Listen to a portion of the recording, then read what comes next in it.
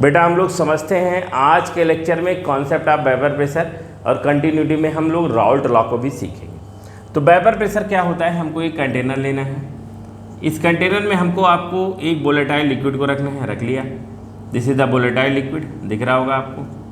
और आपको क्या करना है, कंटेनर को क्लोज कर देना है। आप क्लोज करेंगे, ये आपके मॉलिक्यूल क्या बनाएंगे, आपके वेपर बनाएंगे, बनेगा। कुछ समय बाद आपका एक डायनेमिक इक्विलिब्रियम, ये मैंने ए ले लिया है, ये लिक्विड ये है, कुछ समय बाद आपका ये एक डायनेमिक इक्विलिब्रियम डेवलप हो जाएगा। डायनेमिक इक्विलिब्रियम में क्या होगा कि आपका ये जो लिक्विड है, ये लिक्विड कुछ वेपर बना रहे होंगे और कुछ वेपर आपके कंडेंस होंगे, फिर से किस में कन्वर्ट हो रहे होंगे, लिक्विड में कन्वर्ट होंगे, ऐसा कुछ प्रोसेस हो रहा होगा। इस डायनेमिक इक्विलिब्रियम पे, एट डायनेमिक इक्विलिब्रियम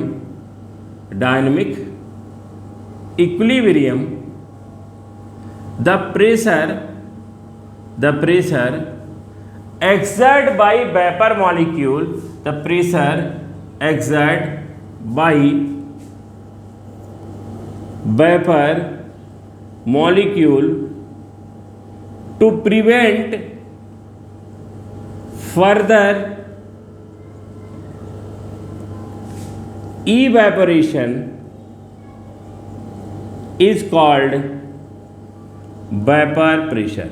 इसी को हम लोग क्या कहते हैं बेटा, वेपर प्रेशर कहते हैं। तो डायनेमिक इक्विलिब्रियम पे आपका ये जो वेपर मॉलिक्यूल है दूसरे लिक्विड को वेपर बनाने से रोकेगा। इसी रोकने में जो force per unit pressure exert, force per unit area लगाएगा, उसी प्रेशर को हम लोग क्या कहते हैं बेटा, वेपर प्रेशर कहते हैं। तो अगर आपका इक्विलिब्रियम हो गया, मतलब एक लिक्विड वेपर में कन्वर्ट हो रहा है, वेपर लिक्विड में कन्वर्ट हो रहा है, तो जब लिक्विड वेपर में कन्वर्ट हो रहा है तो आपका वोलेटाइल है, वेपर बनाने की टेंडेंसी है। लेकिन जब वेपर फिर से लिक्विड में कन्वर्ट हो रहा है तो इस कंडीशन में आपका प्रेशर लगाना लाजमी है। तो जब प्रेशर लग रहा होगा उसी प्रेशर को हम लोग क्या कहते हैं, वेपर प्रेशर कहते हैं। आगे बढ़ते हैं। अगर आपका इक्विलिब्रियम अटेंड कर लिया और ये हेटेरोजेनस इक्विलिब्रियम है, जिस इक्विलिब्रियम में हम प्रेशर के रिस्पेक्ट में बात करें तो प्रेशर केवल गैसियस मॉलिक्यूल का होगा।